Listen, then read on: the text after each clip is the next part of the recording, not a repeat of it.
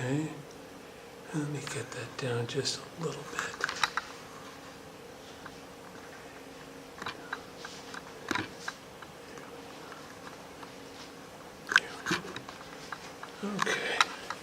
Okay, we'll get started here. Welcome back. We had a nice holiday period.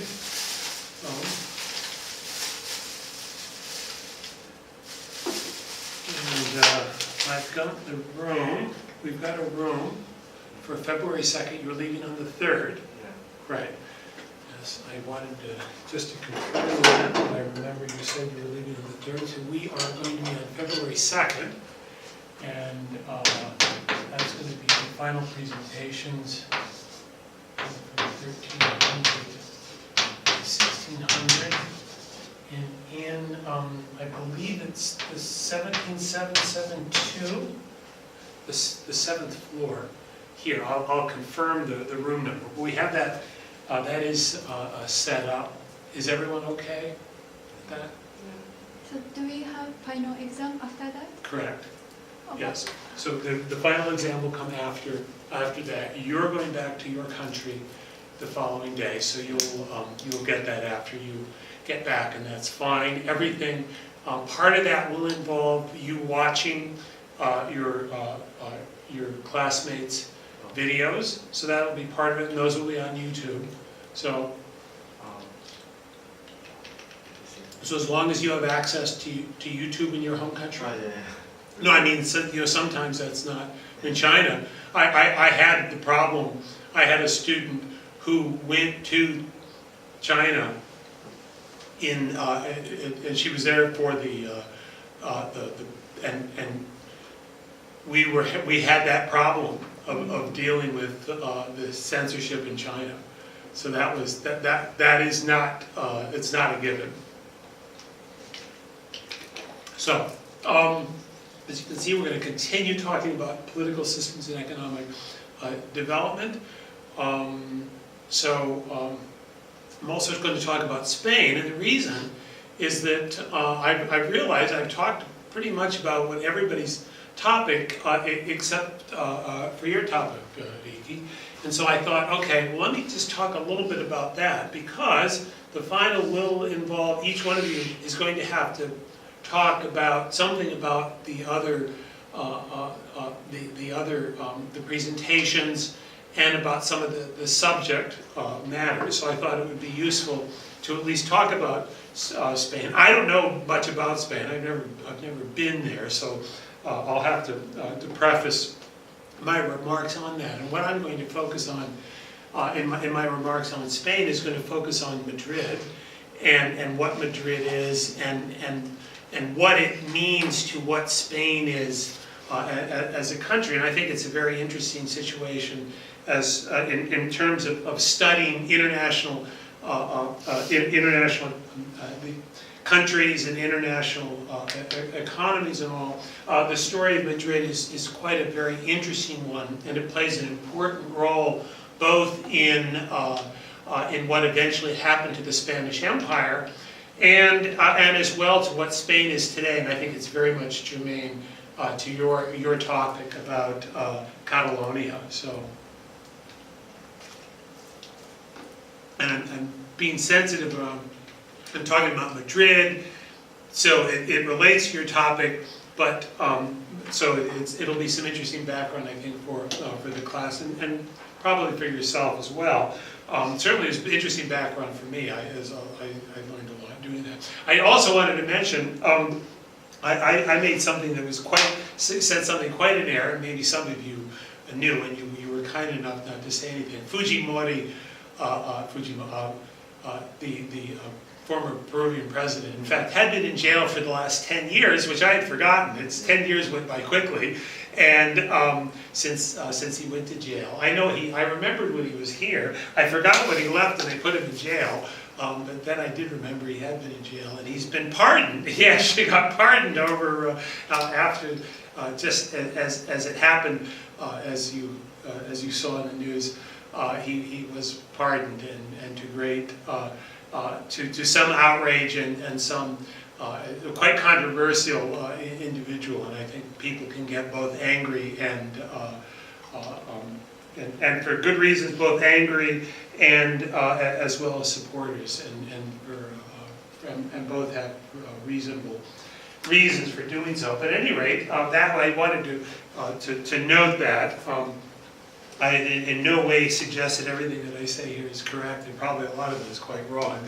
But and certainly in talking about Spain, as I say, I'm going to be talking about a subject that I'm not very well versed in, but hopefully you'll get something out of that. But I'm going to continue talking about political systems and economic development. And Hanako, you're working on that's Hanako's project is related to that, and some of the data. I'm certainly looking forward to what you have regarding that. And please keep on sending me. I got your comment last night. There's some interesting.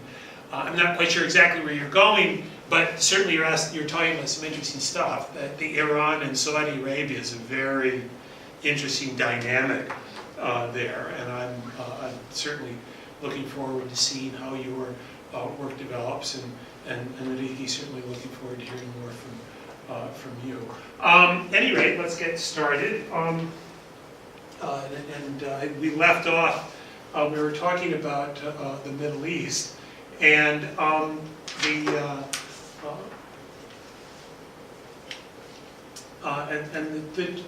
corruption index. We've been going over the corruption index, some various measures related to governance and economies. And the interesting thing here is that you can see that you have quite a variety, some very corrupt, a lot of very corrupt regimes, or considered to be quite corrupt. They're quite low scores. The higher the score, considered to be less corruption. There certainly seems to be some relationship to that. Countries like Afghanistan are among the more corrupt, considered to be the more corrupt in the world. I have a friend who served in Afghanistan, and it was just such a dangerous mission that he had. But at any rate, that has been a country that has been under a lot of for a long, certainly as far back as I can remember, and I can remember back a reasonable length of time. Afghanistan was a country that wasn't terribly well run. This is Iran. Interesting things are happening in Iran. If you're following the news, there's been street demonstrations. That's an interesting one. Iran is probably one of the most, actually one of the more democratic countries in the region. Really, the three most democratic countries, and that's different from corruption and democracy, and that's one of the things that you're dealing with, Hanako, in your work. But you can see it's Turkey, Iran, and Israel are the most democratic countries in the region, that is. I don't know if that's bias or to what degree that might be. There it's considered to be fairly corrupt. I don't know. That I don't know. Certainly a country like Iraq, that makes sense. A country like Syria, of course there's the civil war that's there. Iraq has been in all kinds of warfare for the last 30, almost 40 years now. 1980 was when 1980 was when Saddam Hussein invaded Iran and started the Iraq-Iran war that lasted for 8 years. Quite a terrible war. And then after that, he then invaded Kuwait in 1990, which prompted the Gulf War. The interesting thing is these are the richest, the most wealthy countries in the region. They're considered to have the least amount of corruption. In fact, a fair quite relatively high scores. These are probably about 70, upper 60s and 70. That's Qatar and the United Arab Emirates, which of course are the two financial centers of the Qatar is an important country, probably the richest country. I think per capita income is the highest in the world in Qatar. I had a student 2 years ago that she did her work on her presentation on Qatar and talked about that country. And of course, and that's the important media center for Al Jazeera, certainly in the Middle East. If you, I don't know if any of you have gotten a chance. I know that they're in. It's in a number of languages, so I don't know if it's in Japanese. That's an interesting question, but it is Al Jazeera is a broadcast is quite independent broadcaster, and that's gotten, of course, I talked about the situation in Qatar. That still sounds like it's under that's been out of the press for a while, but I haven't heard any resolution of the embargo. Has anybody heard anything different about that? I think it's still on. The funny thing, Al Jazeera is still right.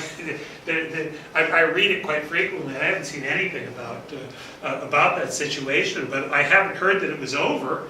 I know that certainly Qatar Airways had a major impact on that. Of course, that's quite an important airline in the Middle East and internationally. It's a significant airline, and it's a not unimportant.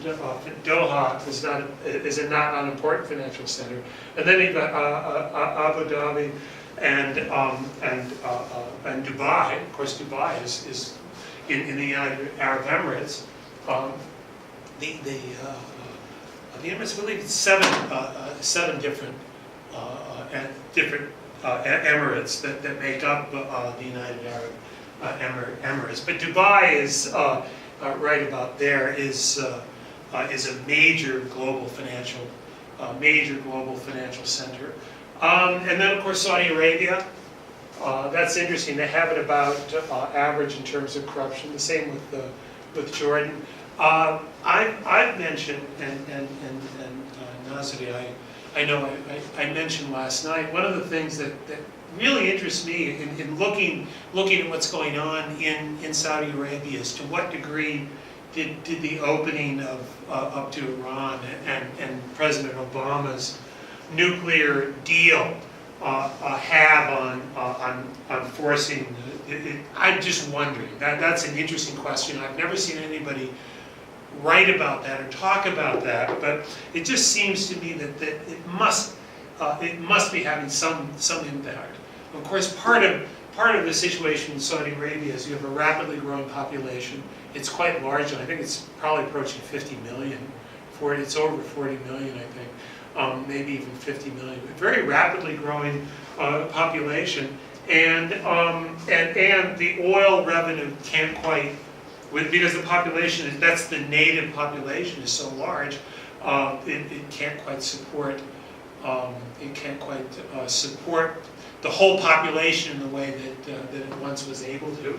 So, but I thought that's interesting. That's considered to be about 50, which for the region is quite reasonable.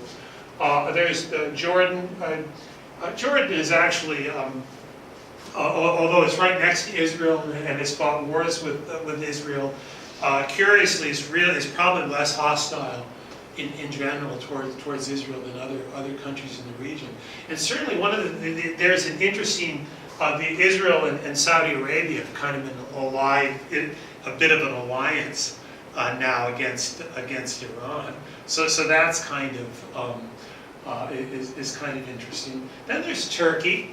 Of course, Turkey is a major country and was once the center of the Ottoman Empire, which once controlled this,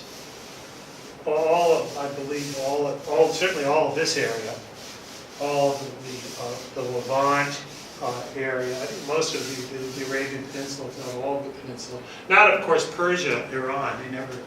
They never controlled that. Iraq was the 3 eastern provinces of the Ottoman Empire. That's literally, that's why it's broken. It's kind of ready to break up into 3 countries, is because that was, those were actually just provinces of the Ottoman Empire. Lebanon, the Transparency International considers that to be a fairly corrupt country. This was once the financial center of the Middle East. Beirut was 40, in 1970 was the financial capital of the Middle East. And the civil war there during the 1970s and 1980s really destroyed the Beirut and really destroyed Lebanon as a financial center. Of course, the Lebanese are very industrious, entrepreneurial people. They're descended from the Phoenicians, so they're actually, it's a mixture from the Phoenicians and also from the Arab Christians there, or the Christians there some of them are descended from the Crusaders. Of course, then there's Israel.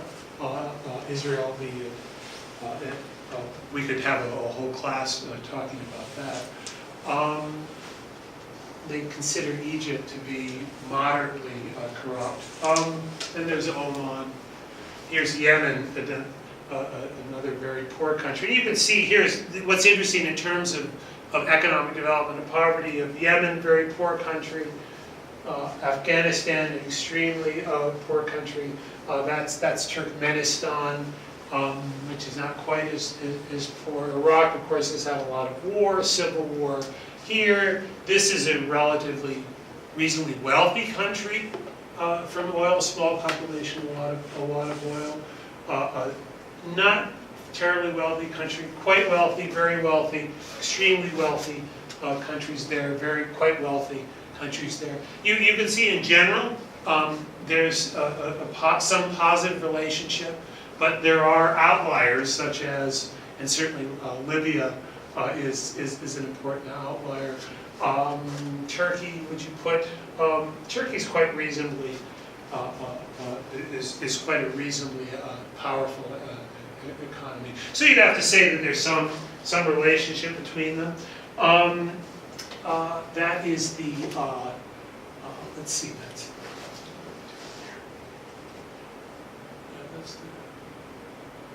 that's the change. Right, this is the change, and this was a couple of years ago, so this would probably be much, this is probably some of the most positive change in the world that's taken place there. They consider that a lot of positive change in Qatar and in the United Arab Emirates. That's actually Bahrain, right there, that is actually pink. That's a little bit, probably about the same color as Iran. So it's a very small country, but that actually is, that has color, and that's about the same as Iran. An awful lot of money's been spent in Afghanistan and hasn't really done very much. This is interesting in Turkey. Some people think Turkey's gone. Is becoming much less democratic. It's or more authoritarian, but at the same time becoming more democratic. Again, that's a very you could have a class talking about Turkey, and you can see the GDP growth rate. It's Qatar, of course, has grown very rapidly. The oil has been important for Saudi Arabia. Iran has suffered from sanctions. This is Libya, of course, has had its civil war.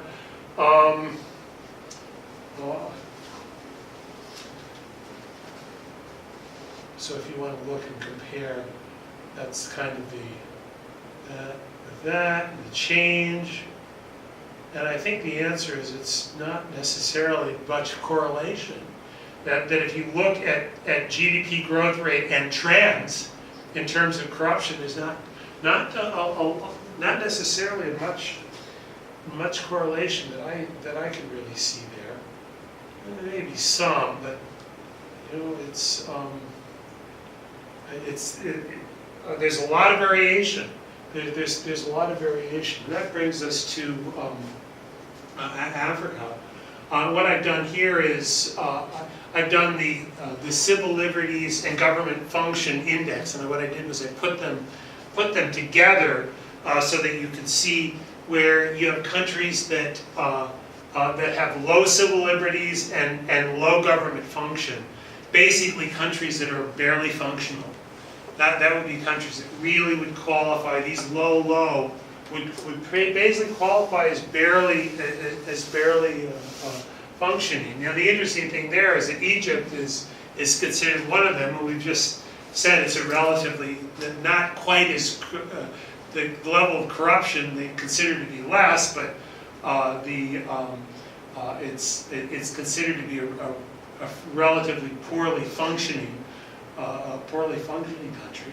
But this is this swath of Africa, Central Africa, Chad, the Central African Republic, the CAR, of course the DRC, the Democratic Republic of Congo, Angola, all of these countries, Sudan. This would be red too if you had the data. That's South Sudan. And there's Eritrea and Djibouti. I find that rather curious. I don't quite understand that. So you have that. Then you have countries. These are kind of considered almost Western kind of countries, South Africa and Botswana, of course.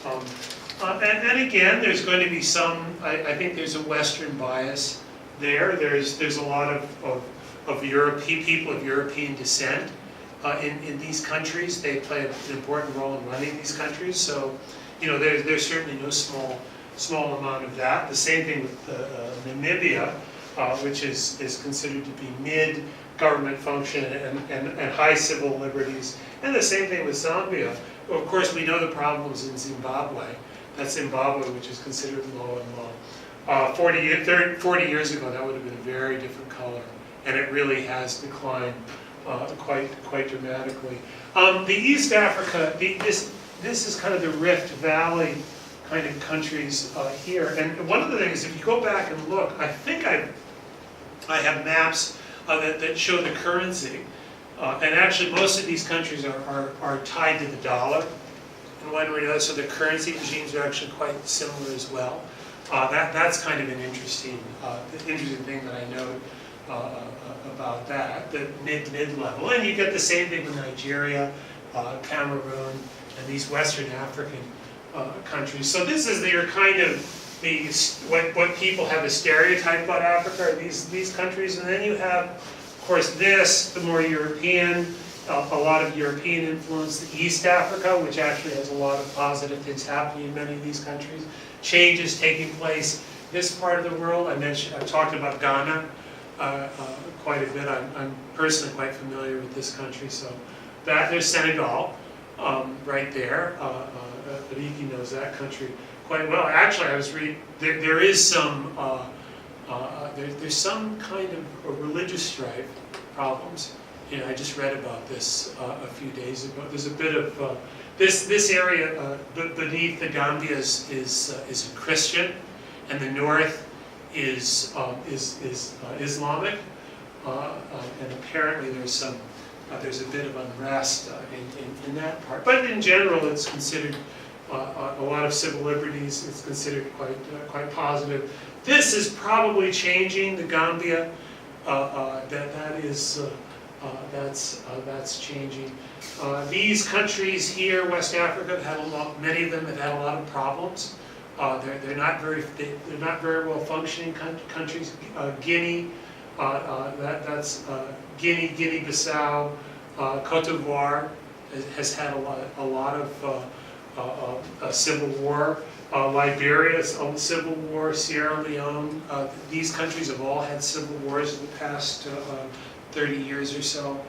So a fair amount of strife in that part of the world, and that's reflected in these relatively low low scores here. But you can see the thing about Africa is there is a lot of variation.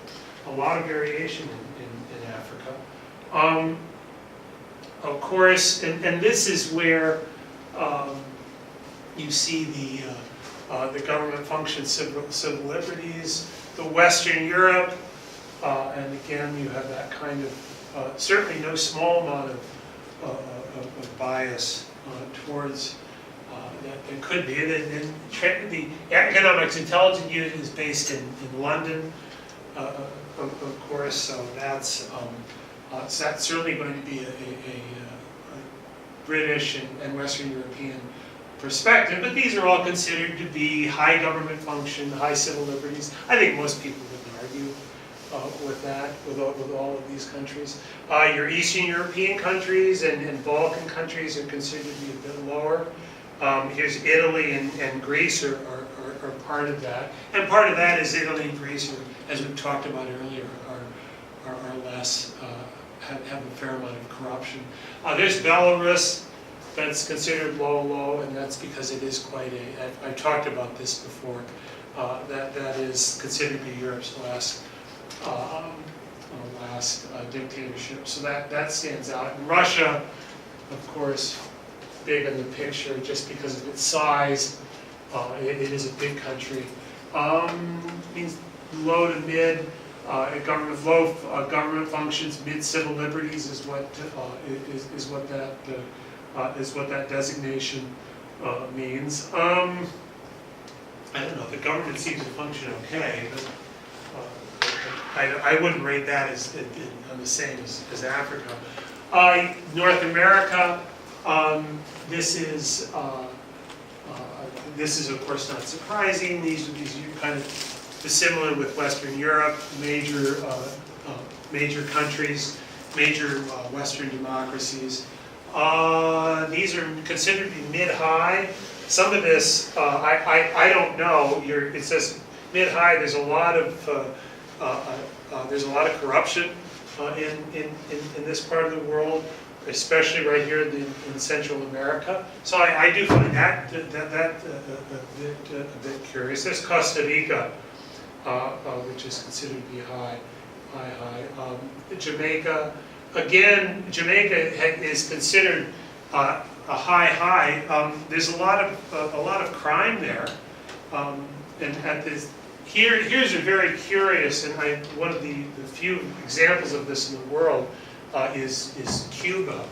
And Cuba, that's one of the reasons I've asked Hanako was interested to know. The situation in Cuba is so different from other countries. Of course, it became a communist country in 1959. It's remained a communist country since then. So it has very low civil liberties, but its government does function quite well. It has very good medical services, for example, a very good educational system, and yet it's an extremely repressive government. So it's an interesting mix. I guess that's the best way to put it. And then we'll look at South America.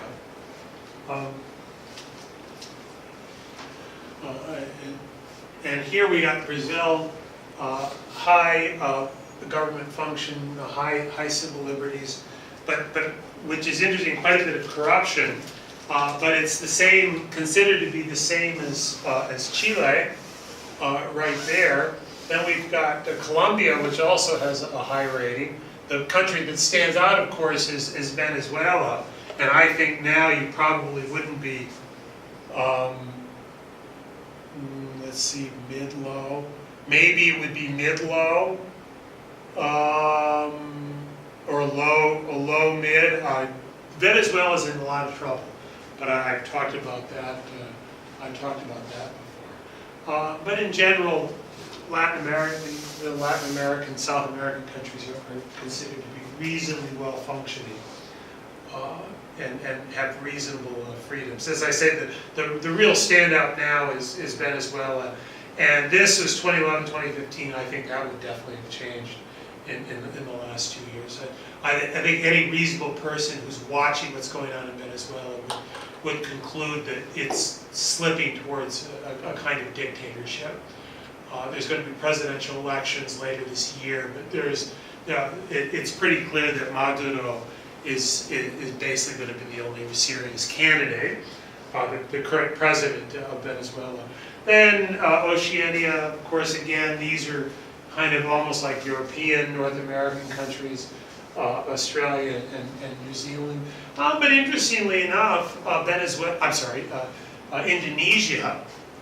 Indonesia comes out doing quite well, and Papua New Guinea is not considered to be too a reasonably high, and I've heard that it's not a repressive. It certainly does not have a reputation of being repressive at all. Indonesia is interesting because at one time, I think it was probably 20 years ago, it was a much, I wouldn't say repressive, but more so than now. So I do find that interesting. If you're just curious, this is almost like a trivia question. That's Fiji. That's the country of Fiji. They consider that mid in terms of government function and civil liberties. And again, that's probably, I mean, at one time people would have thought that had a higher score than it does now. Then fascinating part of the world, of course, this is where we are, but it's also that they didn't have a score for. It's just that I think it's data. A small country like that, it's kind of missing. And I guess it would be interesting for you to say what you think, how that would fit in. But I'll let you say that if you wish. As you see, it's a dramatic contrast across countries, and in here you're talking about. As you notice, if you look at this color, these tend to be communist countries. You had Cuba, a communist country, Vietnam, a communist country, of course China, a communist country, that kind of low civil liberties but fairly reasonably functioning government. It functions pretty well, but people, in terms of civil liberties, although there's a fair amount of economic freedom, there certainly is a fair amount of economic freedom in China. On the other hand, of course, you've got the democracies of Japan, South Korea, and Taiwan that score very high. Of course, all three countries are quite wealthy, but also India. In which I don't quite get this. I think many Indians love to argue about the goods and bads about their country, but that India government functions at a high level, I'm not quite sure that I would agree with that. But they try. They try quite hard. We've talked about the reforms that have been going on in that country. Myanmar is at the other end, low. These are almost considered to be like African countries. Again, I don't know, mid government function, mid civil liberties, I guess. Philippines as a high civil liberties. Has anybody been to the Philippines and what? I mean, there's guns everywhere. I mean, it's you get checked for handguns going to a grocery store. It's, small grocery stores. They got two people there and they're screening for guns. So I don't know how much civil liberties there is. I mean, people are packing, machine gun.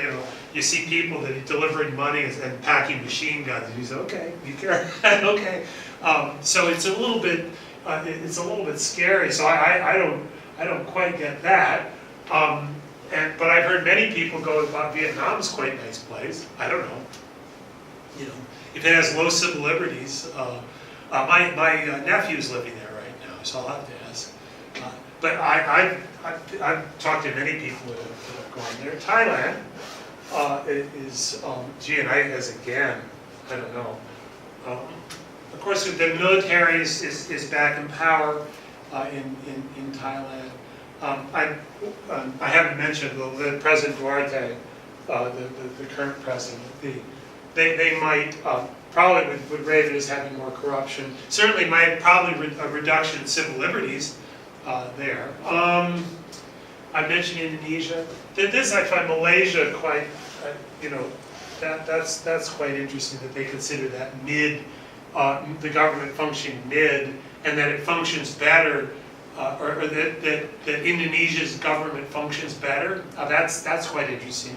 Though I confess I've only been to Bali. I haven't been elsewhere in Indonesia. Pakistan, mid. Then we've got Afghanistan, low mid. I don't quite understand how a country like that could have mid-level of civil liberties, but that's what they think. And then here are these former Soviet Union countries right here that are considered to have quite low, Central Asian countries, low levels of government function and civil liberties. I think this is finally, no, that's right. Finally, I'll talk about the Middle East, which is an interesting situation. We've talked about, you have, of course, the three main democracies, and you can see that's very different. They're all democracies, but the government function and civil liberties. Again, I don't know about Iran.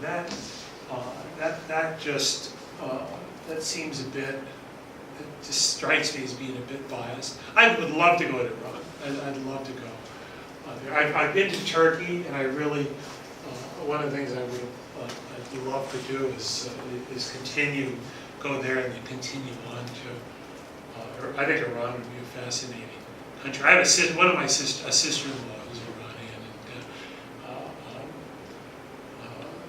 and was born there anyway. But it just sounds like a very fascinating country, ancient country, a great history, a very proud country. And I don't know, that just seems, and to say that this government functions, it has more civil liberties, I don't know. And the same thing with Iraq. That's not surprising for Jordan. As I say, Jordan is a fairly placid place. Of course, you have the West Bank. Jordan got rid of that. Was once part of Jordan. It lost that during the '67 war, which I don't think, and I think it it just completely gave that up to the Palestinians. I think in part because they didn't want it anyway. But Jordan it sounds like an interesting country that would, and it does have a reputation for having a fair level, reasonable level of civil liberties. This I don't get. Saudi Arabia, that the government functions at a low level. I get the low civil liberties. I get that. That's low, but the government functions low. I don't quite get that, and I don't quite see how a country can be mid-level government function and yet be very extremely wealthy, like Qatar. That little piece is Oman, for those of you who are wondering. And here's the United Arab Emirates. Low civil liberties in the United Arab Emirates. I don't know. I mean, I've known people that have lived in the UAE. I mean, you have to be careful, but it does sound like it's. I don't know. That seems a bit. That seems a bit severe. And with Israel considered to have a high level of civil liberties. And again, that's that part. How much of that is cultural bias?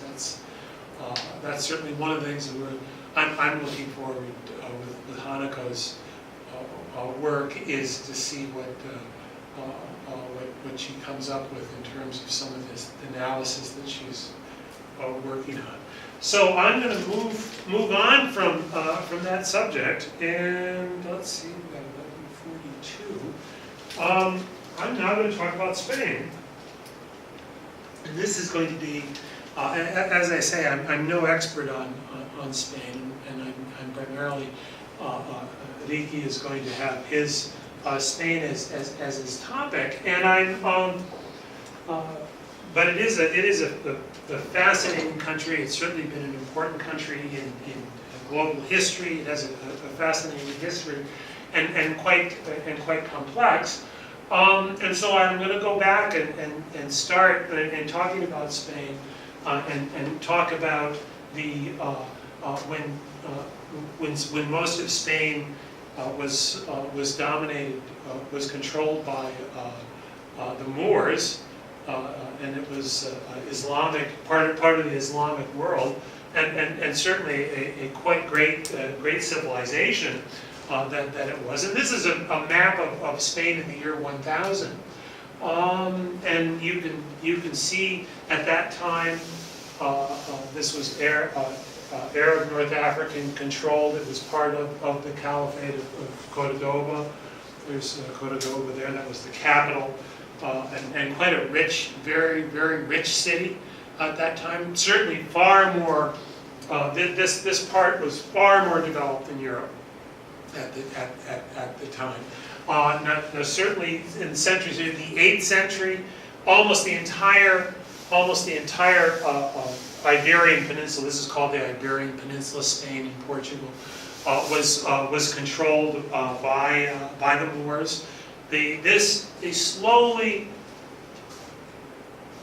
Christian world began slowly pushing back Castilla, Galicia, Pamplona, one of the interesting things here, and I wanted to note this, the reason why I selected this map, because of Ricky's topic, and you can see this Barcelona there. This is influenced by France. So you can see, here's the Pyrenees Mountains right here, but this was considered almost a part of France, and Barcelona has always had a close tie with France. I'd be curious to see what the Catalan, the language.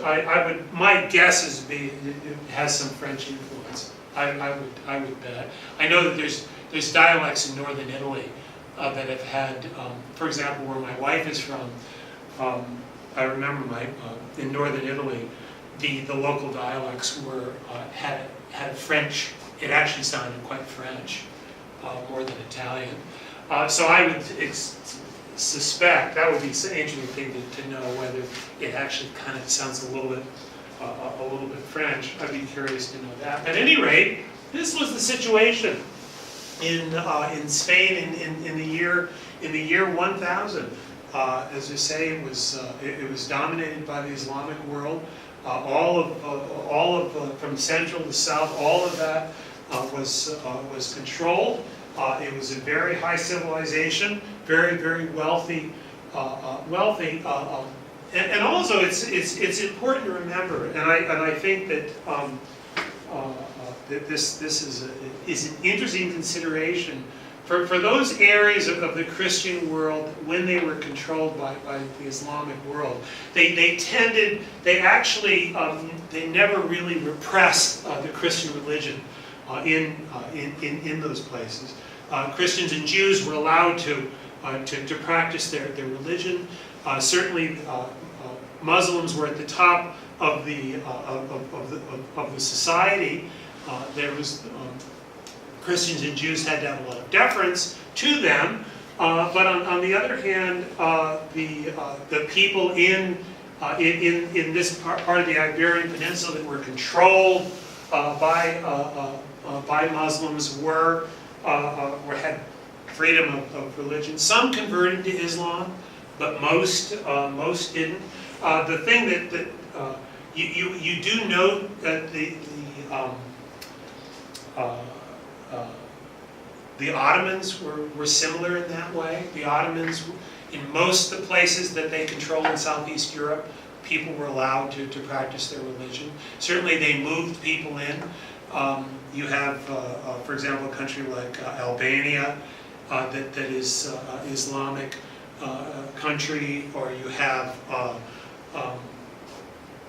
parts of Kosovo, which is Islamic.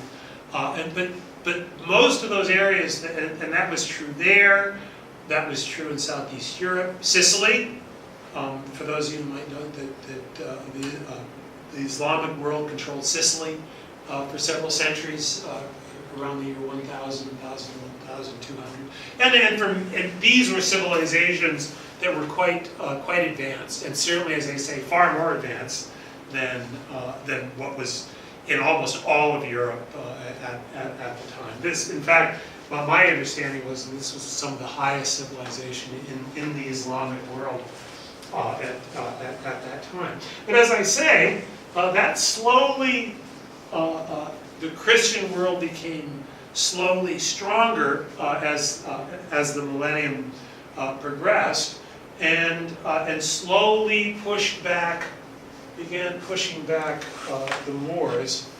And this was from 1157 to 1212, and it shows the changes that took place in the 12th and 13th centuries. And my understanding, what I've read about this is basically what happened was that the Moors became fragmented. They weren't really a united people, and so as a result of that, the Christians were able to take advantage of that, and slowly, as we see, push back on that. And here it shows. Let's see, Cordoba is still there, but 1236. So that fell in 1230. This shows the years that fell. One of the things that you get out of this is you can see these different regions, basically these regions of the country that really, even then, at the 12th and 13th centuries, did very distinct regions and societies that have emerged. Here's the Castilla, which is the center, and it would become the center of the country. Leon in the northwest. Portugal is just, and the thing Portugal is just really just another. If these were all separate countries, they would be like Portugal and Leon and Castilla and Aragon. It's just that Spain, the central government, controls all those areas, and that's certainly an important part of I think what Verity is going to be. One of the things that you're interested in is this regional, the fact of the regions of Spain, and why.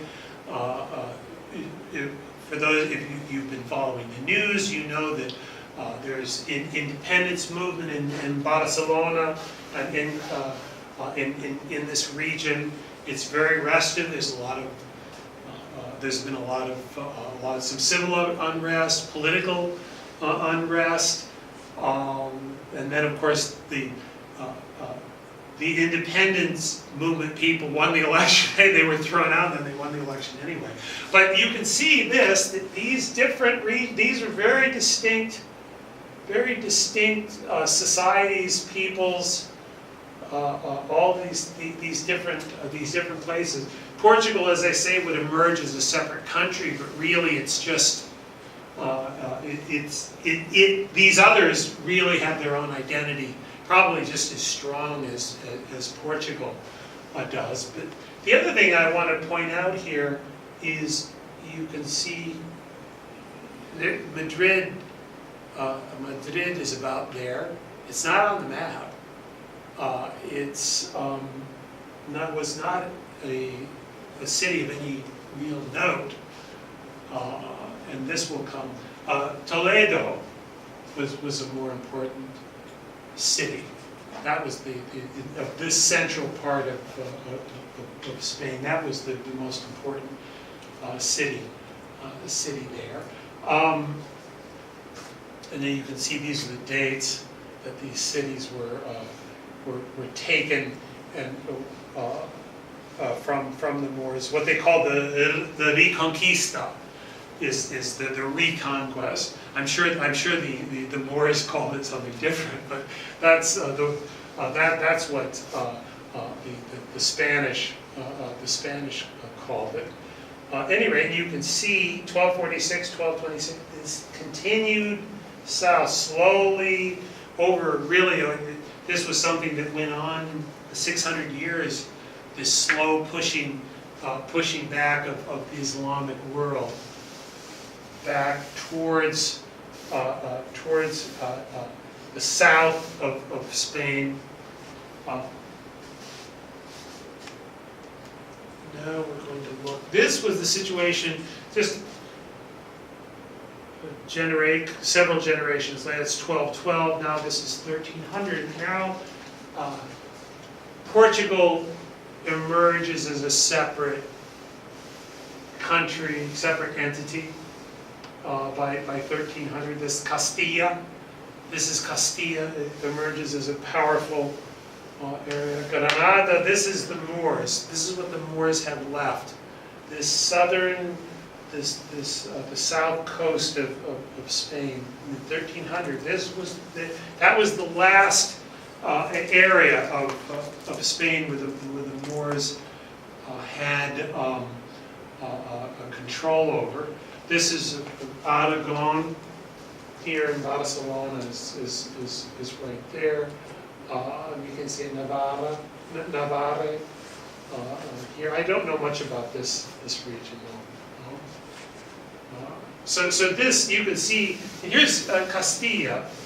So this has emerged as this very central, the very powerful part of the country, and this has been kind of the center of the country and the effort to control the areas around. And one of the things that we're going to see here, one of the factors that we're going to see here is that, and why this country has this situation is that most of the inhabitable areas are along the coast. You have some rivers, river valley here. This is an important river valley here. Big area that's quite barren. That's quite barren, dry, relatively low population. This is actually quite moist, Atlantic up here. This is more like Northern Europe up here. This is quite, so this has a very separate, different climate as well up in this part of what is now Spain. But much of the population lives along the edge, so when you have that, it's quite easy to see why it would be very regional, and why the regions would have a lot of power, because when it's hard to centralize when in the center, geographically in the center of the country there isn't very much, and we'll get to that point because Madrid is right in this area, and the reason for its existence is quite important, and the reason that it came into existence is because of Philip II. Philip II was probably the king who was the peak. At least as I look at it, Philip II. This was the 16th century through much of the 16th century. I'll put the date on. He lived until about 1570s, somewhere 1575, I think is the somewhere around there. But the 1570s, the middle of the 16th century. But Philip was a quite powerful a very powerful king, and really at the height of the Spanish Empire. And this is a very important one. Let me backtrack to that, because I did want to make Granada finally fell in 1492. So 1492 is the year that the Moors are finally driven out of Spain, and it was the entire Iberian Peninsula was the Reconquista was completed in 1492. Now, does anybody recognize that there's also something very important event that took place? An Italian named Cristoforo Colombo, that in America we know as Christopher Columbus, sailed on behalf of, but he was Italian, he was from Genoa, but he was sailed for Spain to what would become, looking for India, and he ended up in in North America, actually in what we now call the Caribbean, but it's also called the West Indies, because they thought it was India. He thought he had reached India. Then they kind of found the world, thought the world was a bit bigger than that. But that was, of course, for us people from North America, that when we see 1492, we think about as we call it, the discovery of North America by the Europeans, and certainly the beginning of the settlement of the Western Hemisphere by Europeans. So certainly an important date for that. But for Spain, it was the finishing of the Reconquista. And for the Spanish, 1492 now represents they're going out to the world.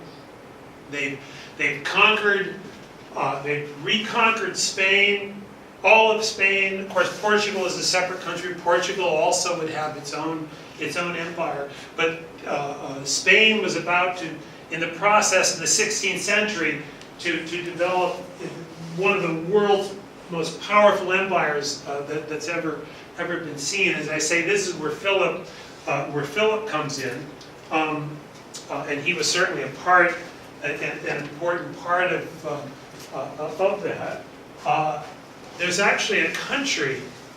There's a country named after him. Does anybody know what country?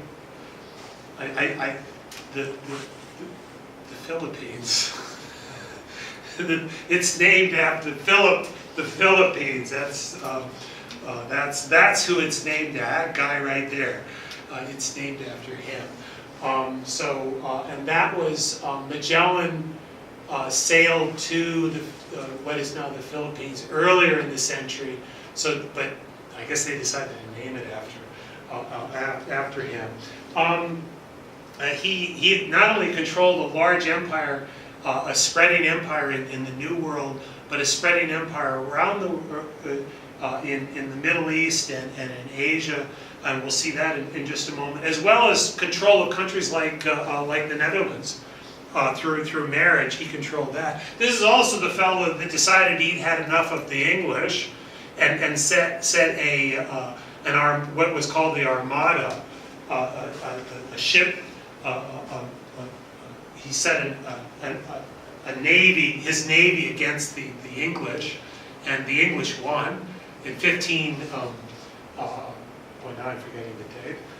But Elizabeth the First was queen, and they defeated the Spanish Armada, which basically the weather, they kind of got bad weather, and naval battles are tough. He found out that naval battles were tough, and the English, England is a difficult place to attack, as people have discovered throughout history. Very difficult.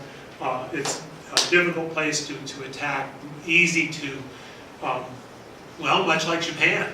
Again, an island country that can be defended. The Chinese trying to do that in Japan. The Spanish tried to do it in the 16th century and failed in England. But that was the 7th, was that the 16th or 17th century the Chinese attacked? That the great attack that failed on Kyushu? Was that the 16th century? 15th century? Anyway, I can't, but that's, I'm just curious about that. But he established Madrid. He founded Madrid in 1561, and I want to note that is the date that Madrid was founded. And as I say, let's go back. It's not on that map. It's not on that map. It's not really anywhere. It was a small town. It was a small town in the center of Spain. So, but as we say, you had this. He desired to control the regions of Spain. Now but let's look at the empire. This was the Spanish. This kind of covers a lot of territory. You'll want to just take a look at this. But these are, let's see if you can see. By the time that he was king, all of this area was controlled by the Spanish. The Spanish had conquered all of this, going right up the center of what's now the United States, all of southwestern United States, Central America, the western part of South America. This would become Brazil. This would become Brazilian territory. The Spanish controlled this. I think some of this is all Portugal. This shows the Portuguese under Portuguese control. But this was under. But also you can see that this part of Europe. He was also the Holy Roman Emperor. He was a busy guy, Philip was. So he controlled a lot of what's now Germany, the Netherlands, southern Italy. Southern Italy was Spanish, as I say. Sicily, Naples, Napoli was part of that, but also parts of northern Italy, such as Milan, were under control. Here's the Philippines. This was a big line that was drawn. That was the Portuguese and the Spanish decided that they owned the whole world, and they divided the whole world between them. And the Pope at the time helped draw the line. This was mostly the sphere of influence of Portugal and the sphere of influence of the Spanish, and the two of them decided that they were going to rule the whole planet. Quite ambitious folk, and they did a pretty good job of it, all things considered. As I say, here's the Spanish, here the Philippines. They controlled all of this area. All of this area had some control by the Spanish. I think when they were talking, see Nagasaki, as I say, they carved up the whole planet. I think Japan was supposed to be part of the northern Japan was the Spanish area of influence. The Kyushu was supposed to be part of Portugal, I guess. Anyway, like I said, they're ambitious people. And here's the area right around Sardinia.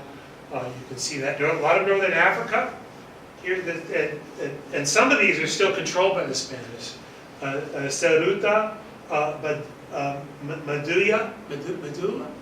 These are still controlled by the Spanish. Some of this area, right there. So this massive empire that was controlled by, and that Philip was the peak. What was really the peak of that. So all of this is going on. They're taking all of this territory. They're becoming this great power. They're looking for gold. The Spanish are out looking for gold. They decided that having gold, the more gold they found, the richer the country was going to be. Gold, they wanted money. And that's what they were looking for. They were primarily looking for, and they found some. They certainly found some gold. They certainly found a lot of it in what is now Mexico. The Aztec empires here, they were quite wealthy, and basically conquered the Aztec Empire just with a few men and a few horses, literally, an entire empire with I think maybe 20 men on horses. It's quite fascinating story, and a great empire at that. They just kind of like, whoa, these. Have you heard of the legend of Quetzalcoatl? Does that mean anything? The Quetzalcoatl. These people had a legend that the gods would come on four-legged geese with white skin, and the Spanish showed up on horses. These white guys showed up on horses, and they thought they were gods. That was basically, and then they met their legend. Okay, well the gods showed up. It's quite. And okay, well you're in charge now. That's kind of what. It's like, oh, okay. Well, we'll be in charge. Why not? So I don't think they ever thought that it was probably one of the easiest conquests of a society in human history, of a rich and wealthy society at that. It's fascinating, as I say, a fascinating story. But so now they want to bring all that gold back to the new capital. And there's Madrid. Now one of the things that's pointed out, so Madrid is set up to be independent of other power centers, and you have other cities that have been set up like that, and those include like Washington D.C.,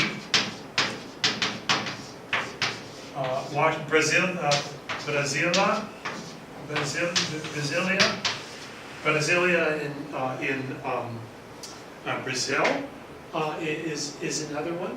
Let me think. I think they mentioned another city. Let me think what else. But another city. In this book that I'm talking about these. Can you think of another city that was set up as a separate capital? That was kind of separate from the power center of a major country that.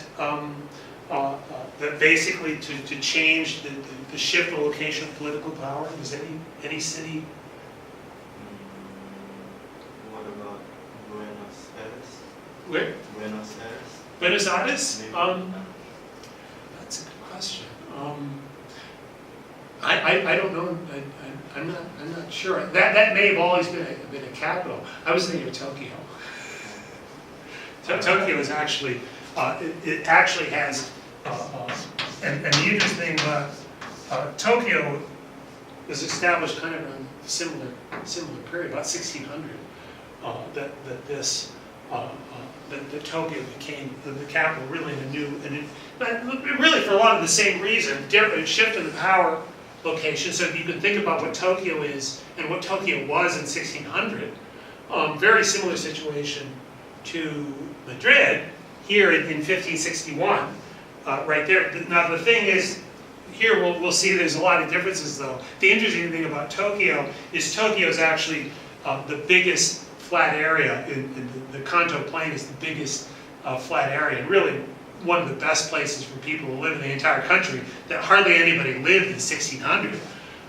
We're all here now, but there was very little population here.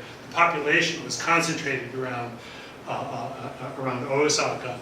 And the Seto Sea, Kansai, and the Seto Sea area was really the center of the Japanese society at that time. So that was this. But this is the same kind of thing. And you can see here's Castilla, the area that's Castilla. You can see this Granada, but now it's part of Spain. It's part of Spain. It's Portugal. This is the double L is pronounced Y. Galicia. See, I see the CIA. I think of the Italian name, Galicia, but it's Galicia. Anyway, Leon, Navarre, Aragon. Here's Aragon and Catalonia. Here's Catalonia now is a separate. Mallorca. There's Valencia. Murcia. So all, you can see all of them are on the edge, and there's a lot of them. There's a lot of them, and as you can see, it's going to be very easy for these areas to feel like they're separate. They're kind of separate. So you got Madrid there. So here Philip says, I want my capital here.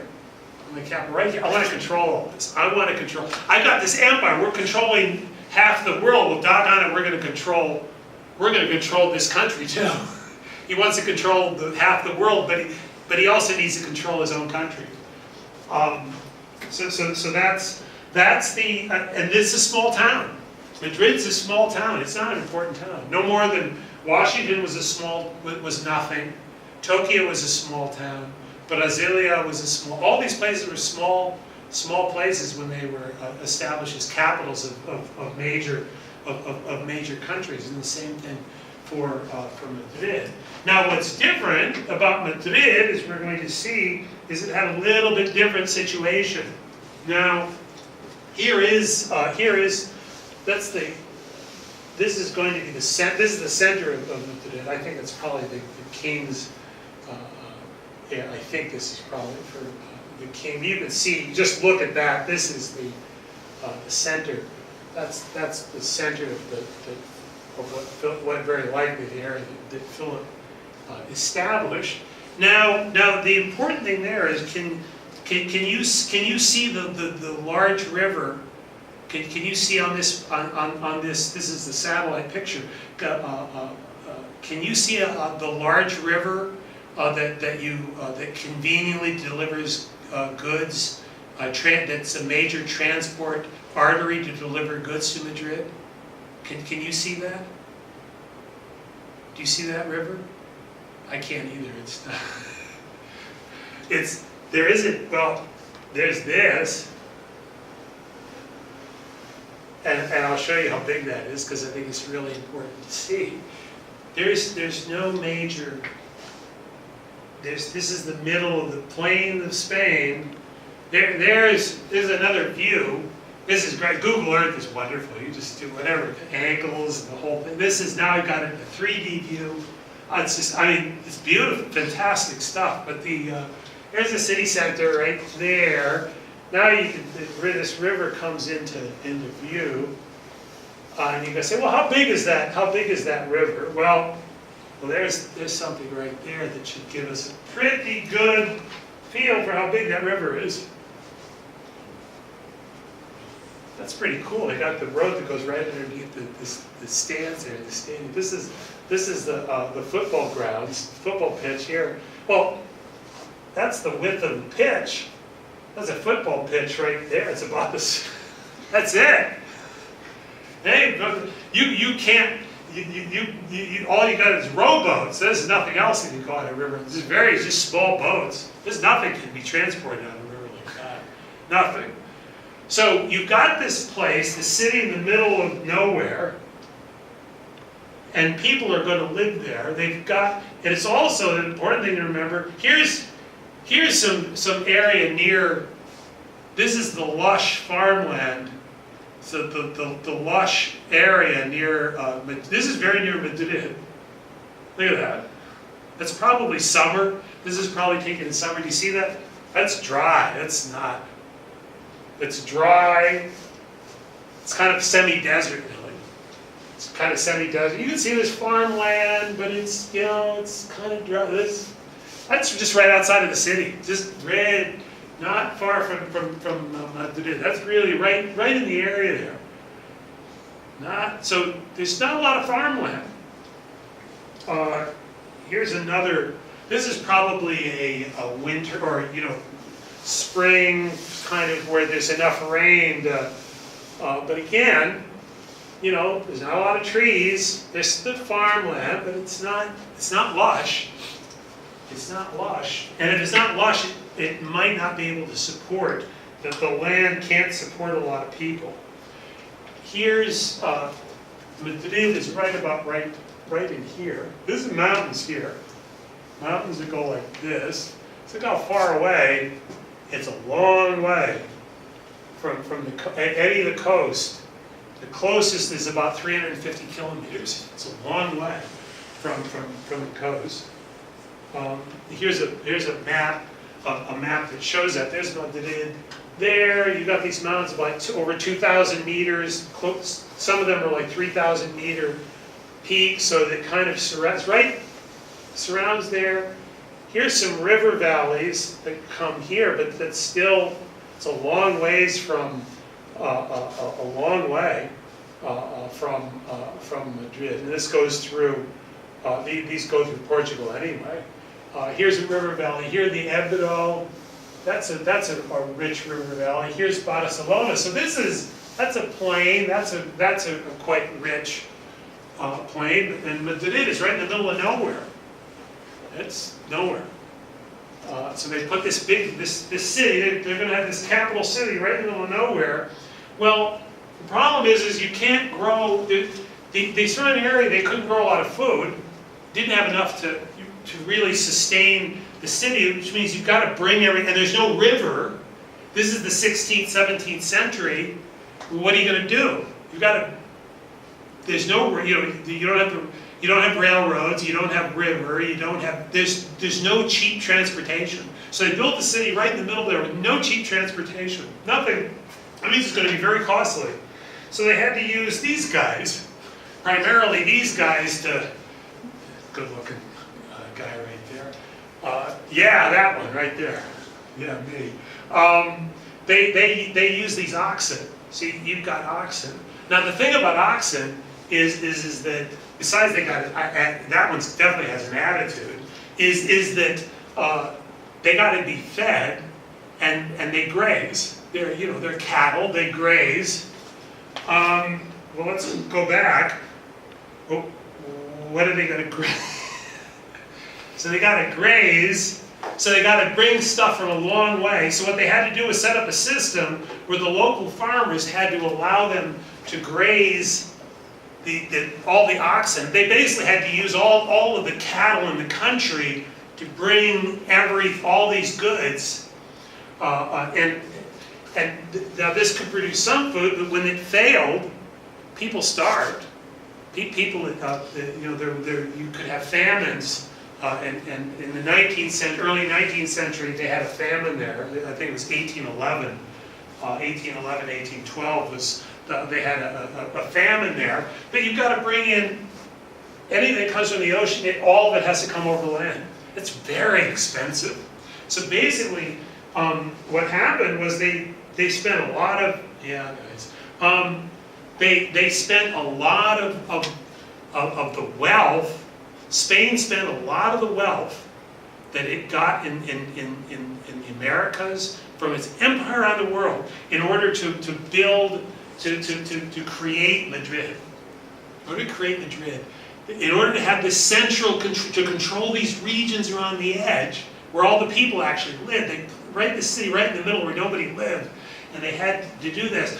But so they tried to. As they said, the cattle had to, the farmers had to let the cattle graze on their property, which meant then that made the farmers became poorer. So all the farmers in the area all the good land was given so that the oxen, so that these guys here that were bringing all the goods in, that they had to get fed. And they also, one of the things they did, they built a canal, and they were trying to So they built roads, but the roads they spent 100 years. It was so far. It cost so much money. They couldn't really build the roads very efficiently. So they never because the terrain was so hostile, very hostile terrain. But then they built the canals. They wanted to bring canals from some like here and over these mountains. That's what they were trying to do. So one of the things they did was they built this canal. The Canal de Castilla. It's right there. That's part of it. They built 200 kilometers of canal. And it's basically a canal that goes from nowhere to nowhere. They spent like 100 years building these canals. And they never... Again, massive resources that were spent. Incredible resources that were spent to build canals that were hardly used. The roads that often crumbled before before they were finished. They had the cattle that basically impoverished the central Spanish countryside. The country was, by the time that finally the railroad was the solution in the 19th century. The problem was by the time the railroads came, Spain was a poor country. And they'd spent all that money. They spent all that money on this city. Now, what do you think? What do you think the rest of people in Spain think about? And the interesting thing about Madrid, it's the richest place in the country. This is the richest city, highest income in the country. Well, what do you think a place like that in the middle of nowhere that has, you know, no transportation advantages? I don't know. It's probably just government. It's not really that big of a place. It's not that big. I'd be interested to see if they have much manufacturing. And I would say a city like that probably has a lot of resentment from the rest of the country. So the kind of thing that you're like what you're looking at, Ricky, this is the source of this feeling against Madrid. Madrid is this artificial city that was set up 450 years ago, and to control an area that doesn't, all these regions. All these regions are on the edge that are quite far away, that don't particularly want to be controlled. So needless to say, you've always had that kind of tension. And that came, and this brings us to, I think, we're going to, let's see, yeah, we can end up, we'll be able to end up this. This is the Spanish Civil War. There was a civil war that was fought in Spain in 1936, 1939. It's considered really the start of World War II in many ways. It was really the precursor. It was some of the first battles that would eventually become war across all of Europe. Took place in Spain from 1936 to 1939. There was the conservative nationalists and the more liberal Republicans, and you can see this was early. The nationalists actually invaded from this Spanish Morocco, the part of Spain and in North Africa here in what is now Morocco. So they invaded 1936. They were supported by Mussolini and Hitler. So the Axis supported the nationalists. So these were very conservative element, and they were very much, they wanted, of course, Madrid. So Madrid was what they wanted. They wanted to rule from Madrid. So these were people that wanted that kind of. They wanted to control the country, and here where the Republicans were more kind of representing more the regions. So this was 1936. You can see here, this is 1939. Here the nationalists now they had cut Republican Spain in two, and you can see this is Catalonia right there. That hung on right there. Here was the leader, Francisco Franco, who in 1939 then became basically a dictator. And Spain was ruled as a very repressive government and society. So, and Franco was definitely an authoritarian and ruled the country as a dictator. So you can see this was kind of one of the centers of the Republicans, was Barcelona. And you can see that. Basically what happened in 1939, Franco took Madrid. He takes Madrid, and then the resistance collapsed. Of course, that was just months before. That happened just months before the outbreak of war in the rest of Europe. The war ended in Spain just months before the outbreak of war. But this gives you that indication, as I say. They ruled the country from the center. He died in 1975. 1975, immediately, they went back to a less repressive government. The king came back to King Carlos. The king was restored. The King Carlos I was restored in 1975 after Franco died, and democracy came back in the early 1980s in Spain. There's bitter memories, especially in these regions. Places like this, there's bitter memories of this, of the Civil War. There's no small part of that. And so if you look at what happened in terms of the way that Madrid said, these are the conservative elements that run Madrid that are trying to control this country. So that should give you a feel.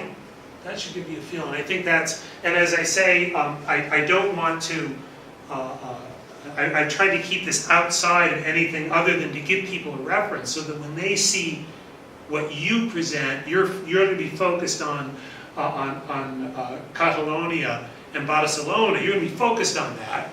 You don't have time to do anything else. But this, at least you have a background. That the other students in the class, you have a background of what Spain. So that's the context of what he's when he's talking about Catalonia. I'll want you to think about the history both of Spain, but also that physical reality of what Madrid is, and these guys here that had these beasts of burdens that had to haul that stuff, and the cost of having a city in the middle of nowhere with no modern transport, that in that time had no ability at any reasonable cost. It was it was quite foolish, and it's had enormous impact, and has today an enormous impact. The choice that Philip made, and the motivation for making that in 1561 is certainly going to have an impact on what Ricci is going to be talking about in his presentation. So I will close. We're right at the end. I've got so I'll close with that. If you're well, that may be enough background. I've got this book here that talks a little bit about some of what I talked about. It's basically it discusses some of the things that I talked about in the lecture. But it does. If you're interested, I can lend you this book. So I'll close with that, and we have one more class. I still haven't decided what I'm going to talk about next week. Last year I did some very speculative stuff. I'm thinking I might talk a bit about cryptocurrency, and I talked about artificial intelligence last year. The topic this year seems to be cryptocurrency, and I'm thinking I might discuss it. Again, I don't know very much about it, other than it's interesting to talk about money and the use of money, and what people have a lot of ideas about cryptocurrency, and probably not very many good ideas. And so I'm going to try to. I think I'm going to talk about that. I may talk about some other things as well. One of the things I talked about last year was the future of work. I may talk a little bit about that as well. I think that's going to be pertinent to your futures. You're going to be working in the world that you're going to be working in, very different from the one that when I was your age. So we'll end with that, and just make sure that this is still. Oh, good. Yes, it did. Very good. I'm delighted to see it worked.